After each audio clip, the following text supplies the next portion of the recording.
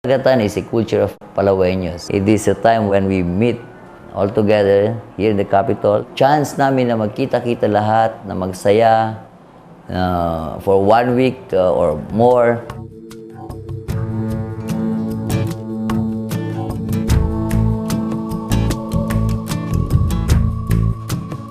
Nami-meet namin yung mga friends namin, relatives namin na matagal namin hindi nakikita. Kung minsan, taunan, dito na lang kami nakikita sa Baragatan.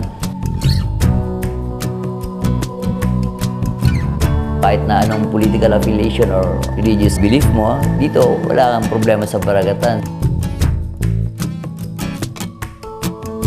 Meron kaming isang kultura na pwede kami magsama-sama lahat nang wala kaming problema.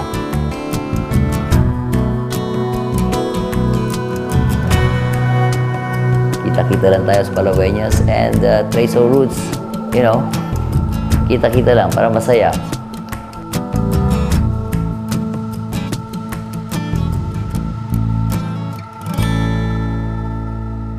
This is the Baragatan Festival.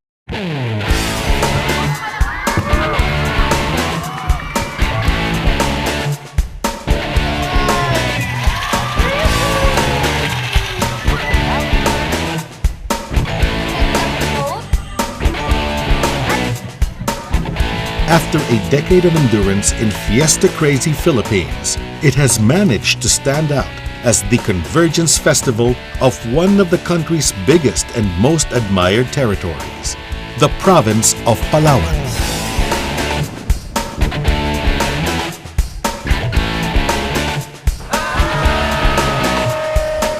Palawan has been experiencing a surge in development and migration statistics in the past years. Parallel to this, the Baragatan has gained momentum and scope.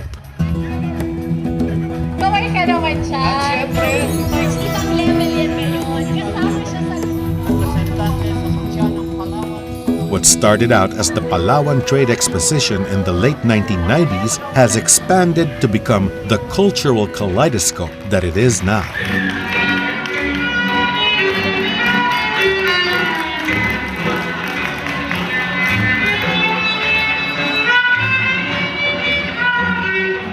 But in between the mad mix of fiesta iconography, this latest edition of Baragatan is a rather quiet one. Nonetheless, still as eventful as ever, as the spotlight was trained on two of the most significant aspects of the festival. One, the commemoration of the founding of Palawan's civil government. And two, giving prominence to Cuyunon culture. Mayan na gabi kanindong tanan. Mga kasimanwa, aliaga ko ang pilso kanindong tanan. For Baragatan denizens, it is a reawakening of sorts. The Baragatan Festival has always coincided with the commemoration of the founding of the Palawan civil government every month of June. We've been celebrating Baragatan for so many years. And this is one way of reminding our people of the glorious history of the province.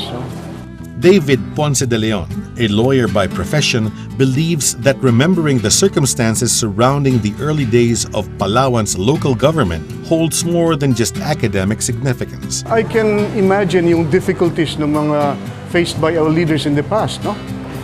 Palawan was an isolated province, no? At noong mga panahong yun ay napakalayo sa atensyon ng ating national government. Napakahirap ang panunungkulan nila. Difficult to travel from the municipalities in Palawan. Walang mga roads, walang electricity, walang telephone. Despite all of this, they struggled and they worked hard to build Palawan so that the future generation of Palaweños would have a better future and a better present than what they had.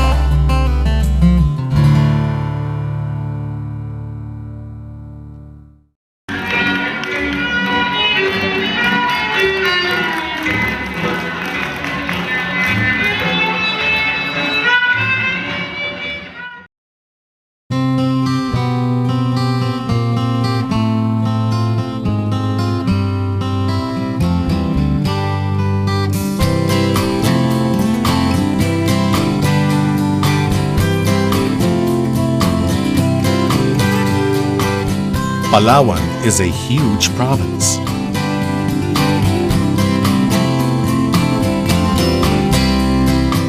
It is home to several ethno-linguistic groups, both indigenous and migrant.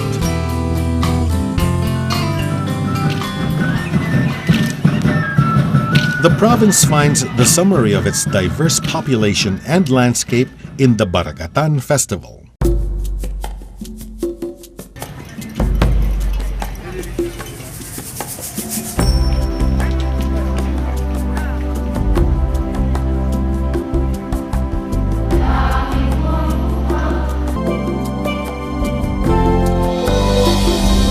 Life in modern Palawan may be the best of island living in the country. There is a lot to love about it.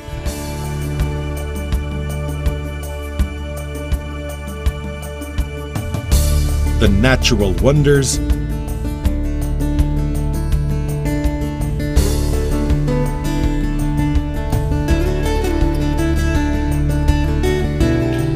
the folksy air invoking artistic inspiration,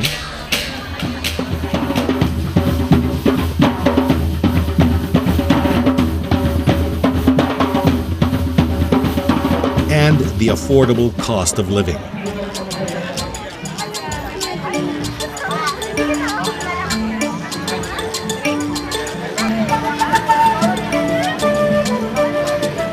With these, Palawan has become the catch basin of peoples from all over the Philippines. Even the influx of immigrants from other countries has risen through the years.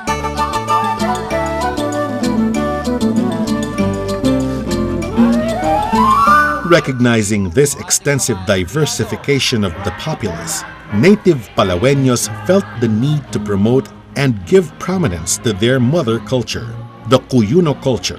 Kabay may mga kaistot ang istorya kung alin ang pangarang Cuyo.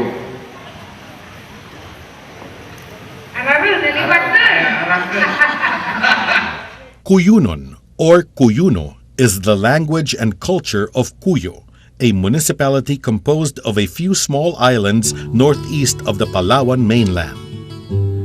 That Cuyuno was chosen as the mother culture despite the many other cultures indigenous to Palawan finds its roots in the early days of Spanish colonization. Cuyo was the first place to be Christianized. Civilization started in Cuyo. So most of the Cuyunos went out of Cuyo and went to different parts of Palawan. Christianized Cuyunons sailed on to mainland Palawan and brought Catholicism with them, speaking in their own tongue. So that is also the reason why many people in Palawan speak the Cuyuno language. The Cuyuno influence prevails upon present-day Palawan. Baragatan, for one, is a Cuyuno term which means the convergence of many people. 2008, nagkaroon ng provincial ordinance na dinideclare nila yung Cuyunon as provincial dialect, the province of Palawan. Since yung mga Cuyunon, yun ang among the first sa civilization ng Palawan, especially sa Christianity, isa sa mga provisions doon sa provincial ordinance na yon ay ang pagkakaroon ng Cuyunon Night, pag-celebrate ng Baragatan Festival. Legislation has stipulated that Cuyuno culture be highlighted during the Baragatan Festival itself, and for good reason. Cuyuno is an endangered way of life. Fe Fernandez, one of the pillars of the preservation of Cuyuno culture, rues about the imminent fading of the language. Sad to say, some Cuyunos are already turning to speak Tagalog instead of Cuyunon because they have been mingling with other people from other regions. So when you talk to them, sometimes they answer you already in Tagalog. But I know that they are Cuyunos, so I will tell them that you speak Cuyuno because you are all Cuyunos. Her daughter, May, a teacher for more than 2 decades now, holds the same observation. Merong mga bata na hindi nila alam practically kung paano magsalita o paano man lang umintindi ng mga basic Cuyuno phrases. Parang wala silang panahon para pag-aralan yung kulturang dapat ay nakagisnan din nila dito sa Palawan.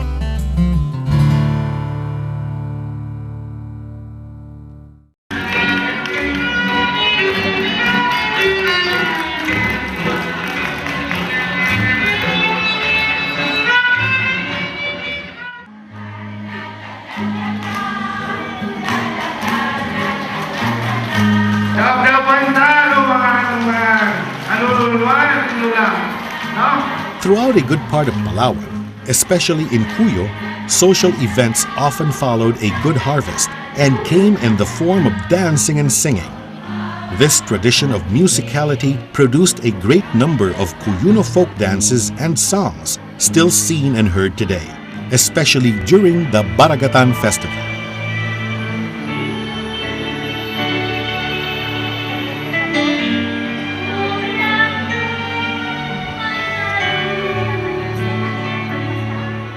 The Fernandeses are such fervent disciples of Cuyuno music that all their academic researches focused on Cuyuno folk songs. Fe, the matriarch, is a prolific songwriter. It tells about the life of Cuyo. Oh, shall I sing it for you?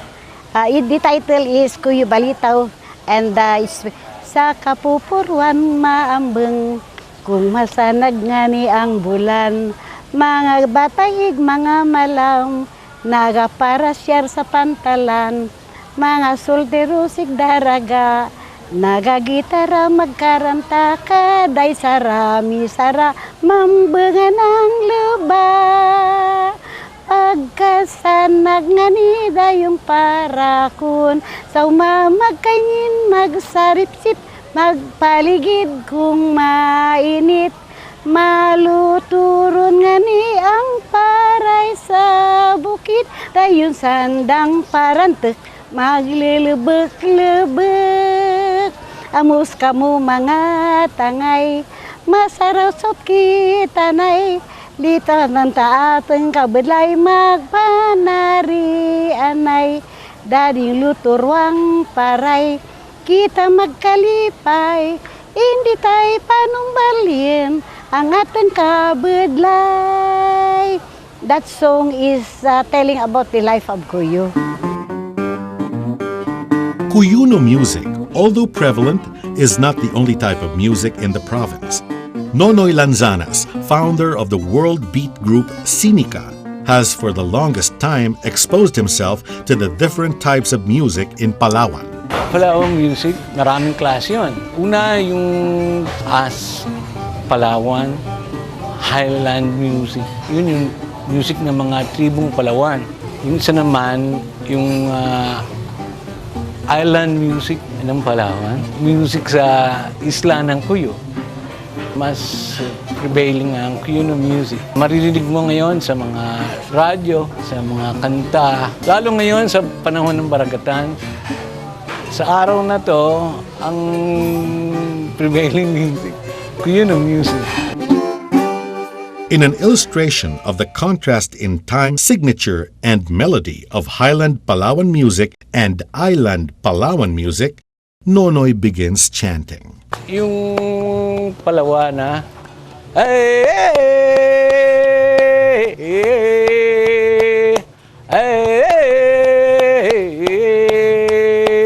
ang isla naman.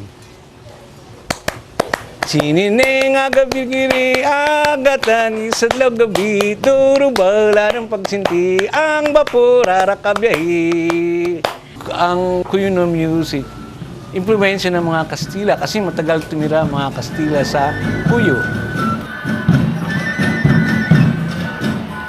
The Cuyuno bamboo flute, the tipan, is an integral part of Palawan music, both Highland and Island types. The Tipano band, it's a bamboo flute band, is the Cuyuno music, original music. Then the Western music came in. That is when they had the wind instruments and then they have the guitar instruments.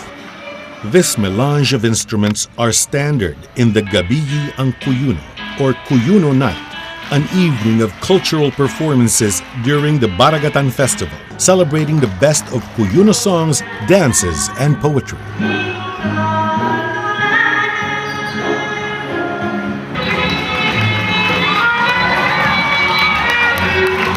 The Spanish fire and gaiety is unmistakable. One of the most amusing and well-applauded numbers is called Pinundopondo, traditionally performed in weddings. It is spontaneous and deliciously unpredictable.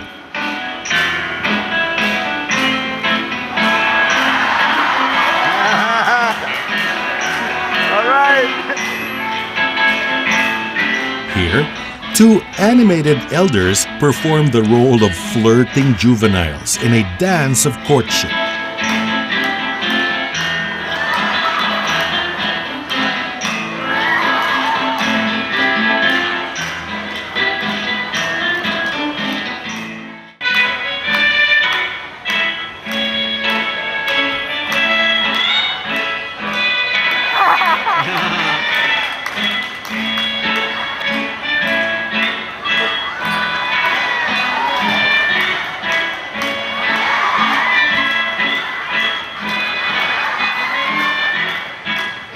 Rolling on to the modern world, Cuyunon songs have assumed another form. In the realm of rock music,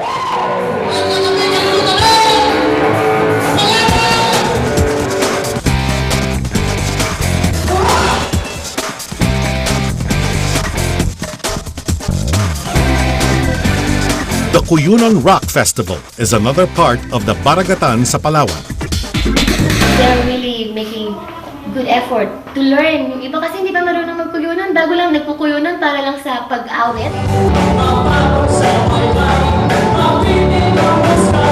Tapos yun, kakantay nila yung kuyunon and they're doing the same things, the same good wild things. Tumatalon sila, nag-headbang.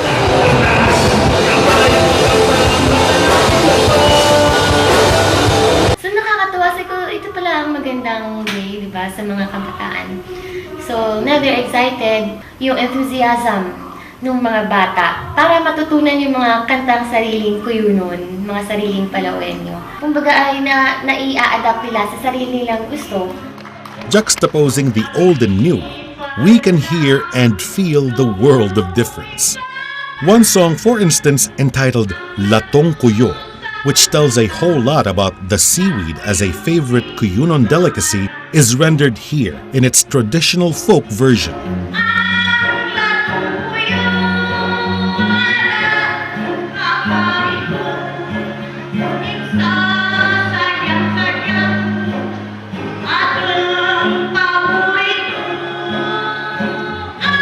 And then in rock.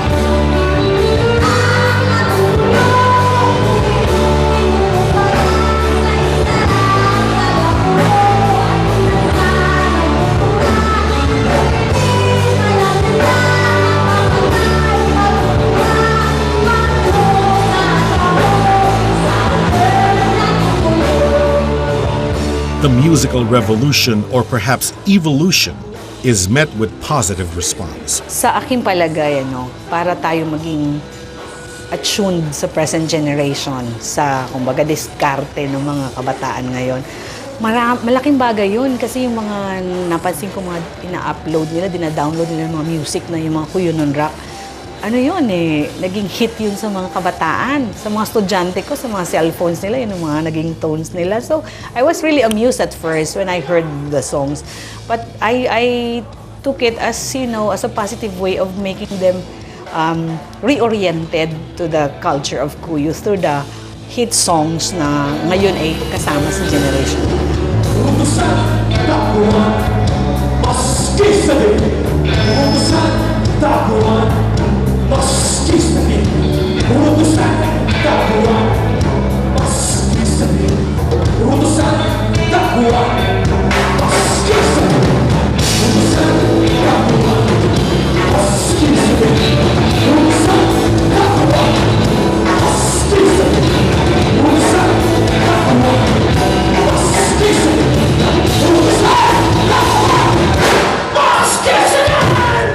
As the Palawan youth revel to Cuyunon music, Baragatan sa Palawan continues onward.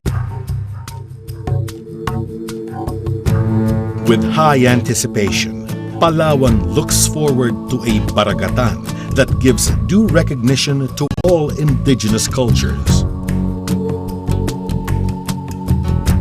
A Baragatan that keeps the Cuyunon spirit alive. And in all, a Baragatan that strengthens Palawan as a manifold province.